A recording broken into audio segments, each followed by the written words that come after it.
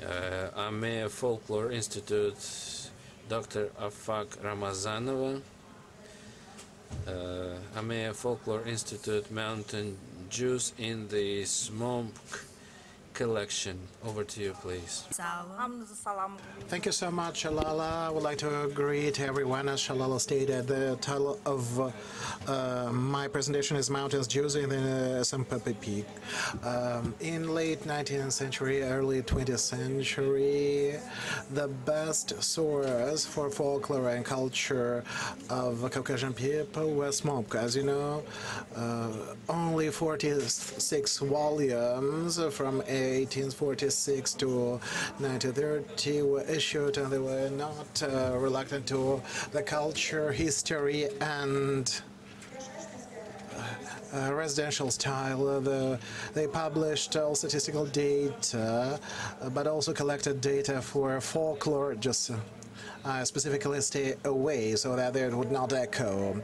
So many times collections were published by this published house, and just the same applies to the Mountains Jews. There were 2 articles in SMOMPK about Mountains Jews. It's in 1894, there was an article published on the title Short Background News about Vartashan and its residents, and it describes Udis, Tartars or Azeris, in other words, and Jewish people, but also about their trade and vacations. 2 years later, SMOMPK published a specific article about solely the Mountain Jews. In 18th edition, they published an article, Jewish of Vartashan. There were this article publishes 121 pages. These articles highly evaluated. For example, Nikos Simonov, the researchers of Mountainous Jews, writes, Bajanov published 2 precious articles on Vartashan, dated in the late 19th century. The first provides background information about Vartashan, and the second one describes the conditions of the life in Vartashan. No matter how short this background information, this is the first reference point. The first article, short background news about Vartashan and his residents. No, also it's titled Short Background News. It's quite a wide article which covers the title, flora, fauna, residence, ethnical composition, job description, religions, rights, folklore, demography, and so many areas. The author even compounded a table about the blossoming and also provided statistical data about the rains and snowfall, but also provided information about the fauna. The key research point was Udi. The author tries to cover the Udis as much as possible, and he managed to do it. As for the ethnical composition, it was stated that Vartashan includes Udis, Orthodox and Gregorians, Armenians, Tartars or Azeris, and also Jewish. In the article, we have fragmentary information about the Tartars. It's like there is a detailed information about Udis, but also some portions of information about other nations, including Mountains Jews. About Mountains Jews, it's stated Udis live in mountains area, but Jewish people speak Persian. Udis and Tartars deals with breadwinning, trade, and so on, but Jewish people with tobacco growing and trade. And in another article it stated the richest one from the Jewish deals with trade. The poorest one cultivate tobacco. As for the land parceling of Jewish it was known that there was no land slots for Jewish people. There are 10,000 parcels in Vartashen, and people just use a lottery in order to use this land. And Jewish people do not have any land lots. Jewish people have two synagogues. It's a big ballroom. In the center there is a cathedral for Ravine, and there are cedars and carpets on the floor, and Jewish people sit during the praying. Jewish people have the same clothes as Tatars, but they have long archaluks. Jewish ladies have more or less Tatars clothing, but with some exclusions in caps and head cover. As for the wedding ceremony, the bridegroom is 12 and bride is age 5 to 6, and the bride is abroad in the family of bridegroom. SMOMPK published the first article in 1894. The second article describes the Jewish Vartashen village of Elizabeth Paul Governorate, 1896, issue number 18. It was scheduled in line of the program of SMOMPK. When SMOMPK was started to be published, there was a program set by Lopatynsky, and he asked all authors to fit into this program and structure. Lopatynsky was a far-sighted person who didn't allow to collect, scatter data about ethnicities and nations, and as the second article was compiled in the same way, it stated that Vartashen ethnography is depicted there. The article consists of two parts. The first part includes excessively ethnographic data, and the second one is text about mountainous Jews. The first part composes the information in the following way. There are so many quotes. Since we've got a time limit, I need to include some quotes about their settlement. The author writes, some 200 years ago, Jewish people settled in Vartashen. He says about 200 years ago. That means Jewish people in Vartashen settled in 17th century. For example, in 2023, in Tel Aviv, Jewish Azerbaijan and mountainous Jewish diaspora at the crossroads of 19th century, 12th century, there is the same information. In late 17th century, Jewish moved from Gilan and settled in Vartashen, and later in 18th century, Jewish population increased thanks to refugees and people from neighboring villages. This information is proved in other sources. In 1849, in Nuha, there was a short story of Sheki Khans, which includes information about the number of Jewish people. First, there were 60 houses, and now they outnumber other nations. So first they came as 60 families only, but now they outnumber others.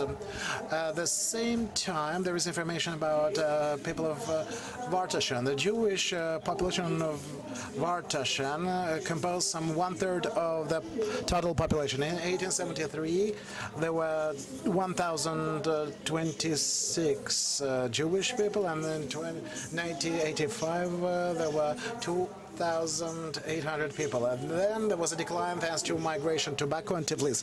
In 1892, there were 1,200 Jewish people, and later there was a strong migration, and thanks to migration, there were only 300 Jewish people left in Vartashen.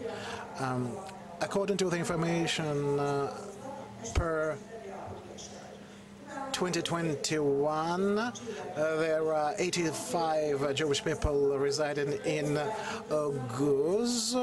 It's outdated information. According to information obtained from Guz, currently there are 17 Jewish families living there. As for the language of Jewish mountain, the author writes, they speak Persian. Actually, what he means by Persian is a Juhuro dialect. Engagement of mountainous Jew. They deal exclusively with tobacco growing and trade. He doesn't touch upon their trades and vacations. He describes the forms, the techniques, the instruments. There is reciprocal mutual support and assistance instruments stated in the second part of the article. What way they do render assistance to their believers? Every Shabbat they raise funds for the poor ones. There is no beggars among Jewish people. Very frequently they pay for assistance from other villages. Actually, they support each other very strongly. They even protect their personal enemies of Jewish background if he has a case with non-Jewish people. Jewish people respect rabbis and elderly people. In their presence, young Jewish people cannot sit, they need to stand. Without elderly people involvement, they cannot allocate any funds. Women are not as oppressed as Muslim ones. As for the clothing, it's widely depicted. It's stated here that Jewish women use some jewelries. As for the layout of the Jewish people's house, there is information about the structure of this housing, about their feasts and ceremony. There is also information about specific specialized culinary. There is information about 9 feasts celebrated by mountainous Jews, and every single feast is described in relation to the rites. The same applies to the everyday rites, and a specific description is about wedding ceremonies, including henna party, and the author says that there are so many melodies chanted at these ceremonies. Sadly, those melodies are not stated. There is only one title, Ay Banugaru, Banugaru. It's repeatedly stated that this this song is chanted during henna parties. There also it's stated about a popular medicine in their community, and the number of the treatments are given in Russian and Euro about beliefs and convictions of the Jewish people. There are pieces of information about taboos and bans among Jewish people. Other researchers also speaks on mountainous Jews. Dimshits in mountainous Jews, their ethnography and demography speaks about the wrong descriptions in that article and strongly criticizes some points of this article. The second part of this article includes legends, fairy tales, and epistles. 26 legends and fairy tales were described there. 15 legends and fairy tales were recomposed by Igor Godovich Semyonov and published in 20th century under the title The Epistle of Mountainous Jews. And there was some artistic modifications. Also, I would like to provide information about the author and finalize my statement. The author was Udi, Mikhail Bezhanov. His ethnicity was Udi. At that time, there was a specific program. The authors were not by editorial board.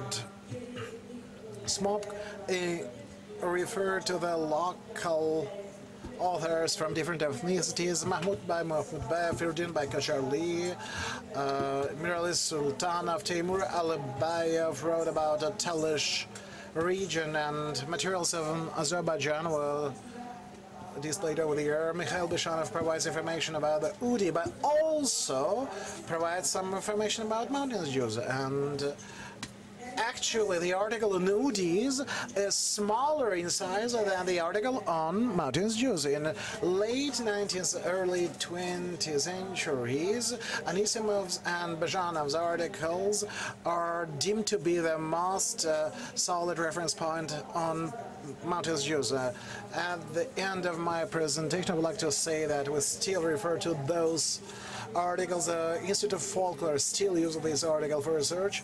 One of the article is incorporated in the publication of Azerbaijan Folklor, 4 volumes.